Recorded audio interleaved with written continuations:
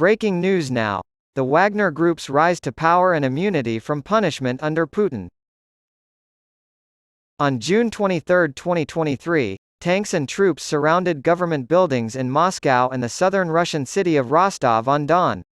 The Wagner Group was a private battalion whose members were the fighters. Yevgeny Prigozhin, the group's current leader, previously served as the proprietor of a floating restaurant where Vladimir Putin enjoyed eating hot dogs.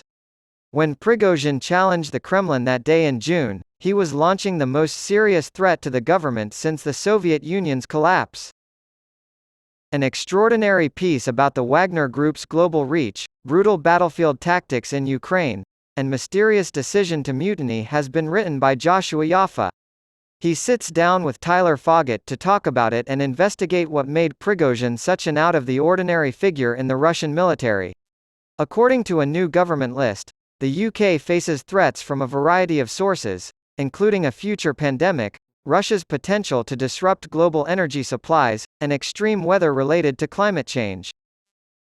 To better prepare Britain for worst-case scenarios regarding some of the most serious threats it faces, the Cabinet Office has published a register. Each risk's potential impact, including the number of lives lost and financial cost, has been calculated, while the risk's likelihood has been determined through in-depth data modeling and expert analysis. The current likelihood of a pandemic is between 5% and 25%, and its impact would be catastrophic. However, the impact assessments for weather events like heatwaves and storms range from significant to moderate, and their probabilities are between 1% and 25%. Evidence suggests that the frequency and intensity of storms are likely to increase in the future due to climate change, and the register notes that this is already a reality. One of the newly disclosed risks for 2023 is the possibility of a disruption to global energy supplies in the wake of Russia's invasion of Ukraine. Though between 0.2% and 1% likely and moderate in impact, these numbers are low. Since its initial publication in 2008, the most recent register has become increasingly open by disclosing some previously secret information. Another potential threat to be made public in the list is the malicious use of drones, but its likelihood and impact ratings are similarly low. The register considers potential threats in light of recent notable events. It concludes that there is a greater than 25% chance that a public figure will be assassinated, using the example of the death of Conservative MP Sir David Amess.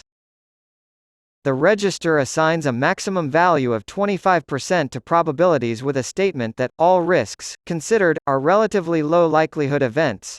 On Thursday, Deputy Prime Minister Oliver Dowden will go to Hartlepool's Abel-Seaton Port facility for energy provider SSE to officially unveil the new list.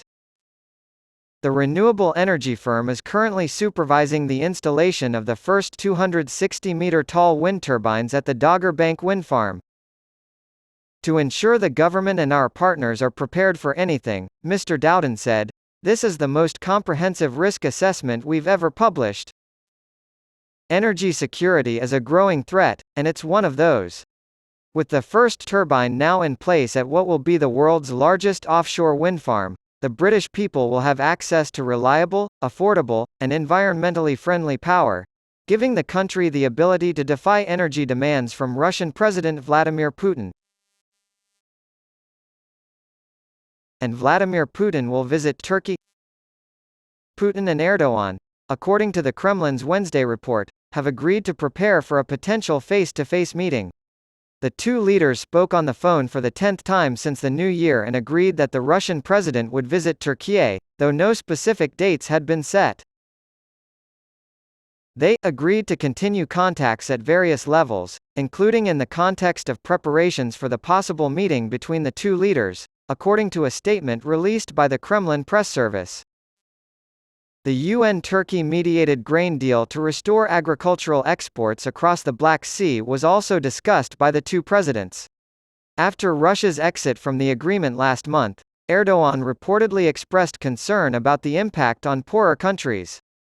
Erdogan has pledged that Turkey will continue to make intensive efforts and pursue diplomacy to uphold the terms of the agreement.